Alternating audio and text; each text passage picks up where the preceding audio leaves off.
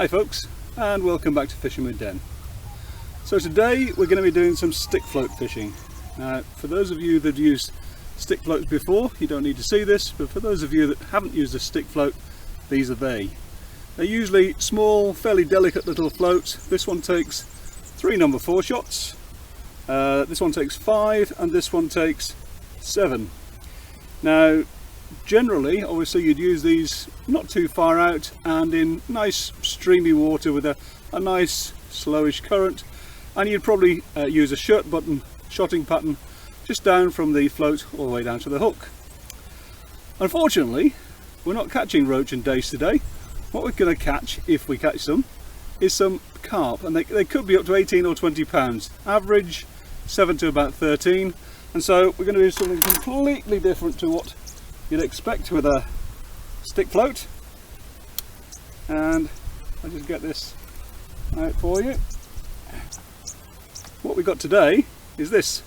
This is a 12 number 4 stick float, and you know, as I say, you use 1 number 4 for every foot of depth, but I've got about 6 feet off the end of my rod, and a little bit past that I've got 10 feet, and after that I'm down to about 14 or 18 feet. So I'm going to have to use something bigger like this one. Now this one's got, it's a 9mm piece of balsa, which is homemade, with a wire stem to give me stability. I don't need to use shirt button shotting patterns because I'm not going to be catching on the drop. The fish here are going to be on the mud at the bottom, and they don't seem to come up in the water. Maybe later in the summer when it's warmer possibly, but just at the moment not necessarily. And we're just finding down after a flood now. So I work down the rig.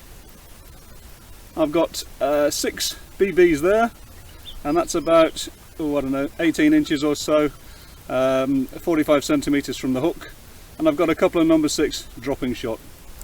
No finesse, but effective. Well, normally effective. Let's just hope today is the case. Okay, well, I've had a little bit of a plumb around just before I came back on camera, and it's quite interesting actually. I've got no real flat bottom. I've got a shallow depth just down in front of me down here, just off the end of the rod. It goes down from about 5 or 6 feet very steeply down to about 10 feet, and then I didn't go any further, but I know for a fact that it continues on to about 14 or 18 feet. So just to show you what I'm going to do, because we've got that situation, here's the plummet, and if you look just down in front of me, just down here, you'll see the bed of the river. Now, because it's all but low tide, I've actually got a little bit of a flat, almost exposed riverbed there, and what that means is that by the time the tide comes in, it's going to be 3 or 4 feet deep there, and it's also going to be fairly flat. So whilst for the start off I'm going to be fishing down on the side of the slope, I'm going to come back to that one and hopefully catch on there later on. Now obviously, this being a tidal river and fairly deep, that's why I'm using this heavier rig, and of course it's carp, so I don't need as much finesse, as I said, as if I was fishing for roach or dace. If I just put this in just down in front of me here to start with, you'll see just there it's only a couple of inches deep. I'm just holding the thing up in the air. I go a bit further out there, now I've got 2 feet, and if I go sort of 1 rod length out to there, we've now sunk. So that's well over the 6 feet. I'll bring it back in slowly just to see. Right, so that's just touching bottom there, and that's literally an easy swing out. Look, so that's how far out I'm going to fish. And what I'm going to do, where that slope drops off very steeply, obviously if I allow it to trot past it, I'm not going to be anywhere near the bottom, but I'm going to hold back and I'm going to let the float come around in the water until it touches the side of the bank. Then I know I'm going to be fishing effectively on the bottom. Yes, it's on a slope, but for the moment that's the best I can do. As I say, when the tide comes in, I'll be able to fish this flatter area in front of me, and it'll be a bit more comfortable. But that's the plan. Now let's see if it works.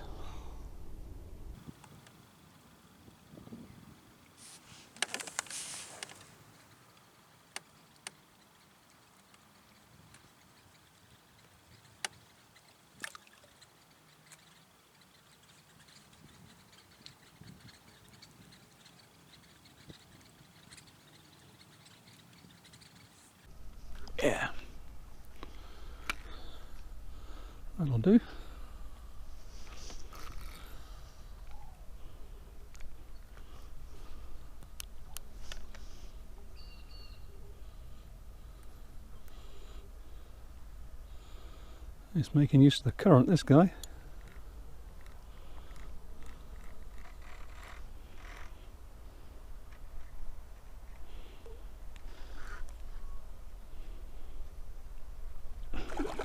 There he is.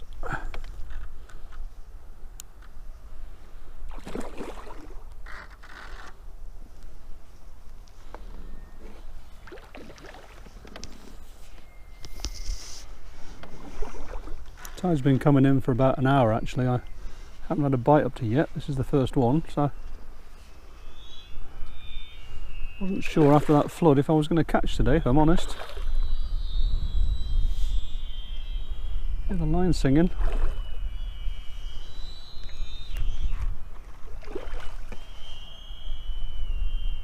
Not actually all that big.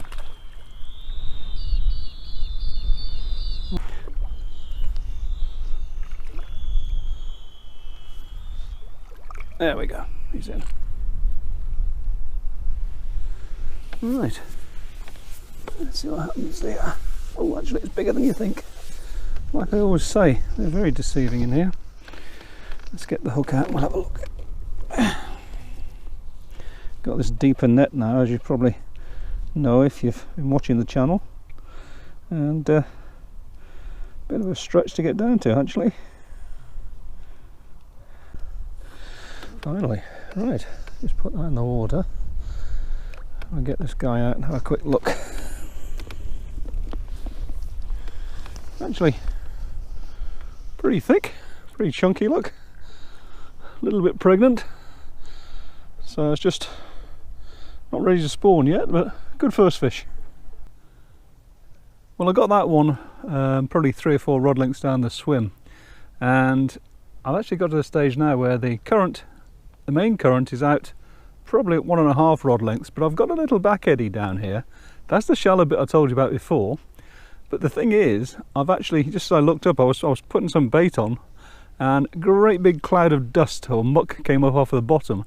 A lot shallower than what I'm fishing. Now I've come down already to about sort of 4 feet, but I'm just going to come down to even shallower and see if that works, because frankly, if you're seeing clouds of dust there, then presumably there's carp there.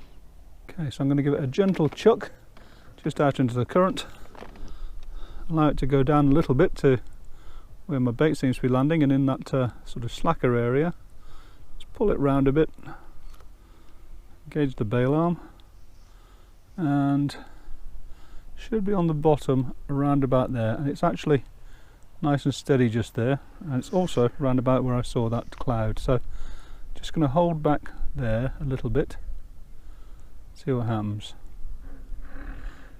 When I caught that fish I did actually have my shots all laying on the bottom, but we'll see how we go with this for a start. We can always go a bit deeper if we need to.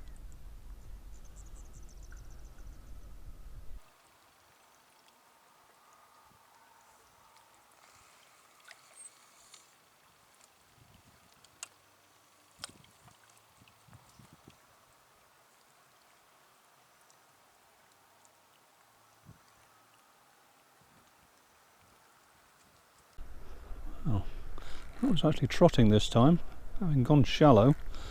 It actually was just tripping along the bottom there. This is decent. Just tripping along the bottom, and this one decided to take. He's off down that way now.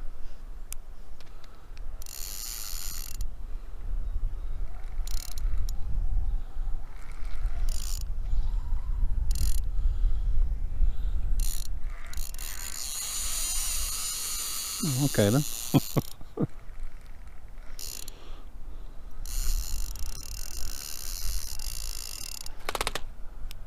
Bit more clutch, I think.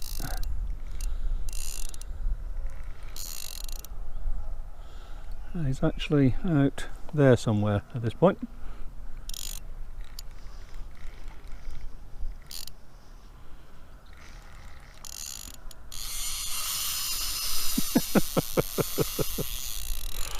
Okay, let's go a bit more clutch. Okay. Well, now he's somewhere out in the middle.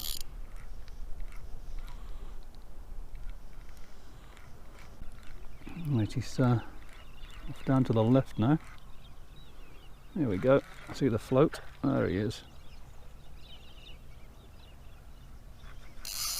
Oh, he's off again. I love this.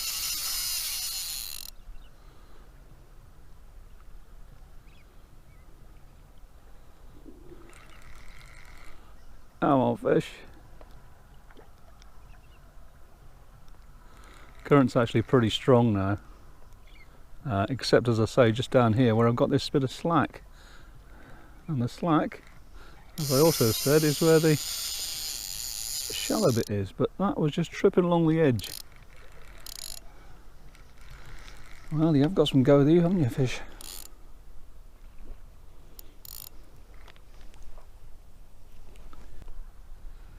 I think he might be getting ready now. I'll get the net down there anyway. Ah, it's actually hooked in the pectoral fin.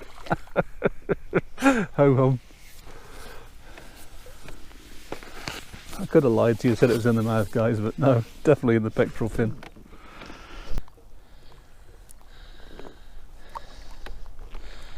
And again, nice little fish. Probably £7 or so. Whew, let's get back in there. Same again then, 3 bits of sweet corn, and I'm just going to cast it in just literally underarm and in the current. Then I'm going to pull the float back towards me. Cloud of dust down here, there's one down there. I say dust, I mean mud, of course. But I'm just pulling the float around now so that the bait is actually just tripping bottom, and I'm going to let it just trot down a little bit. Keep control. Float's actually sticking way out of the water now, so it's actually coming up that slope. But we'll let it go along and just trot a little bit. See what happens.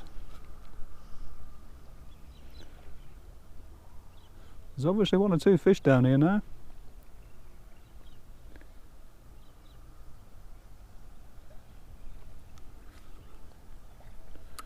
Just catching bottom occasionally.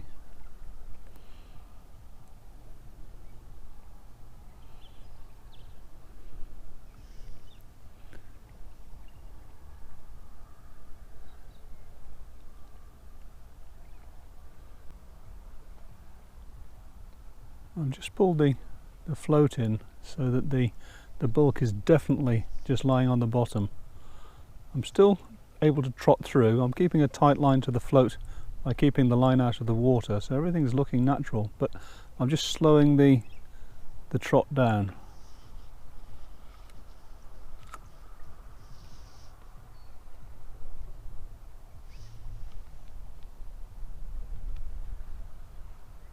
Maybe something going on there.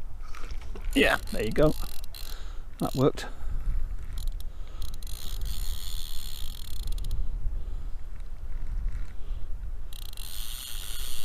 There we go again. This one's off that way. They're not the biggest fish I've had out of here so far, sort of, you know, 6-7 pounds. Be interesting to see if we get a 13, 15, 18, 20 pounder.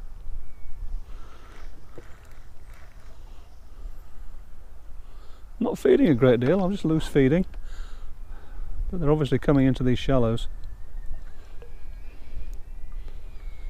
Good job I've got the heavier float on, because with a thinner tip or a lighter float I think I'd have struggled to get the control.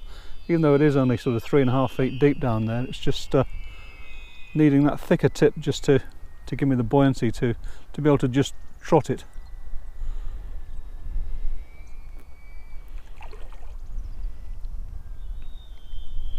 I think this one's probably about the same size as the last 2. Yeah, it is. At least this one's in the mouth.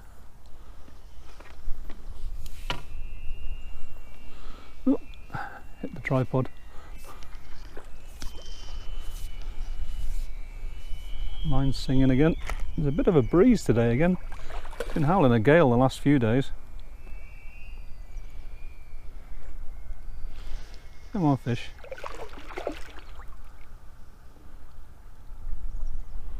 just when you think they're ready, they're not.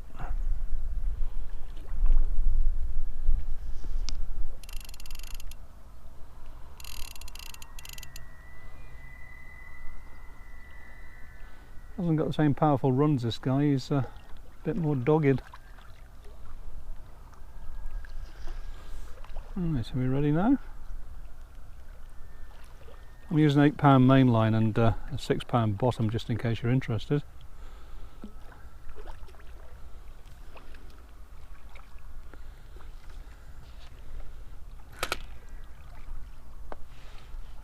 Right, are we ready, fish?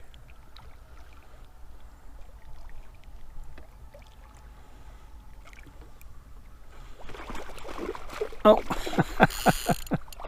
yeah, okay, nice one, Dan. I thought he was actually in the net then, but he decided he didn't want to be.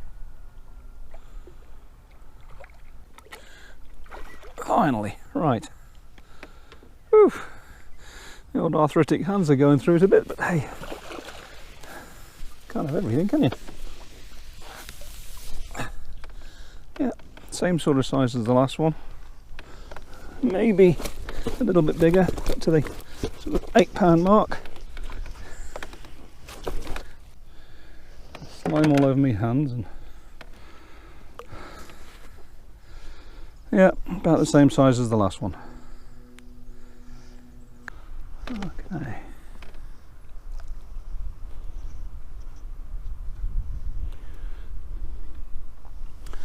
Well, we've got all sorts of bits of rubbish coming down now, but luckily that's in where the main current is, so I'll put this back down there. Do what we did before, just drag it into the side a little bit so it's out of the main current, but just on the edge, and pull it in until I can see the shots, bulk shots, registering on the bottom there. Float's actually sitting, so the black's showing up now, but I'm actually moving down the swim with it. I'm just following it with the rod as I go. Bail arms shut.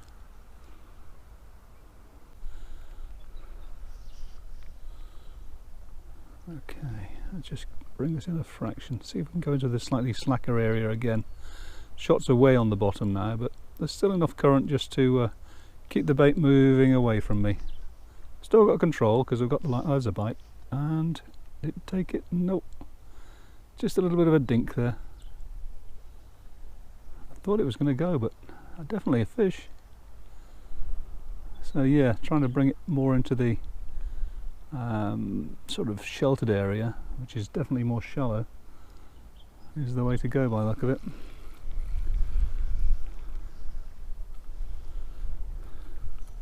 Don't know if you can see this log just down here, but this is what you have to put up with on tidal rivers. And if you remember the one a few weeks ago where I had a tree that parked itself in my swim when I was trying to do this same video, at least that's only about 4 feet long.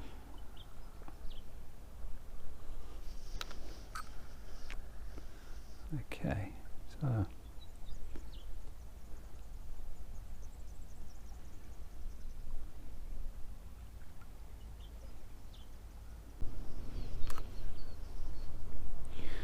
it's all about varying what you're doing here. Sometimes they want it presented all but still. In fact, sometimes they want it totally still. Other times they quite like it when it's just tripping through. Don't usually get too many bites by just literally trotting without it dragging at least a little bit on the bottom. But it's always worth a try, you never know.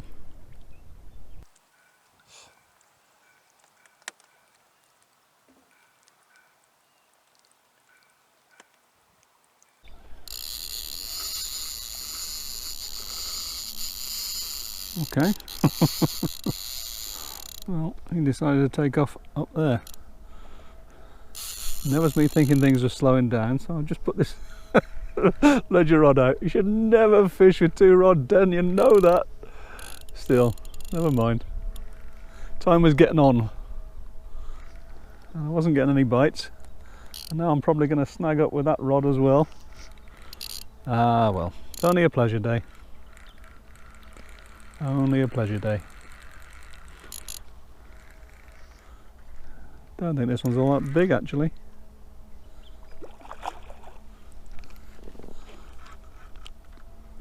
Somehow I'm going to make sure it doesn't go that way and snag up with that rod. Yeah, I think this is the smallest one of the day. I think we're in luck. You can call it that.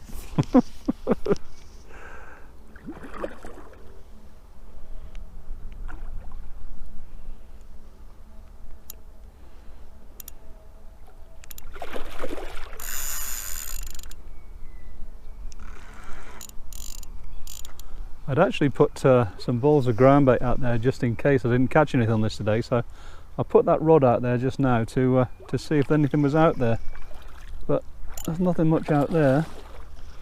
And then I'll go and get this. Well, just another challenge in life.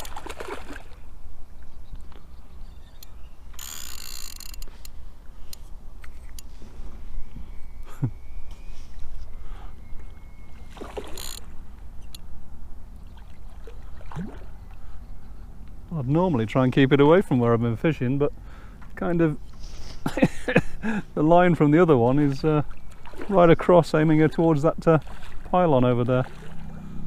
Still, got to pack up soon anyway. Come on, fish.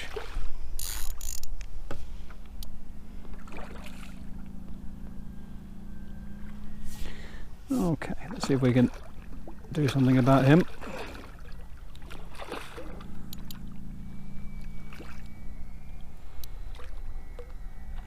Nearly there. Ow. Come on, down you go. Cool. Well, that's 4 anyway. Oh, it's actually bigger than I first thought. Put that down out of the way a minute. Watch the other rod go round now. Guaranteed. That's why I should never do this. Okay.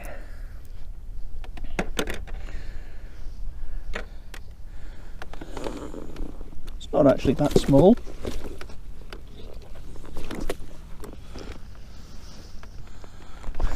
Whoops. Perfectly reasonable, nice fish. Ah, dun. What they're doing. Well, it's that time again then, folks. We're going to have to pack up and think about going home. I have to admit, don't really want to. I didn't realise what the time was. It's the sort of thing, this is addictive, this kind of fishing. I know I didn't catch a great deal, only the 4 fish. And I know I made a mess of the last one with having the ledger rod out there just to see if there was anything on top of the ground bait I put in earlier on. But it is just so much fun doing this sort of thing. And normally I do catch a few more fish than this, but to be honest, I'm putting this down to the after effects of the flood. Now, as I've said in the past, always have your excuses ready, and that's mine for today. Anyway, I hope you enjoyed it. If you did, as always, click the like button. If you want to subscribe, you can do that too. And until the next time, bye for now.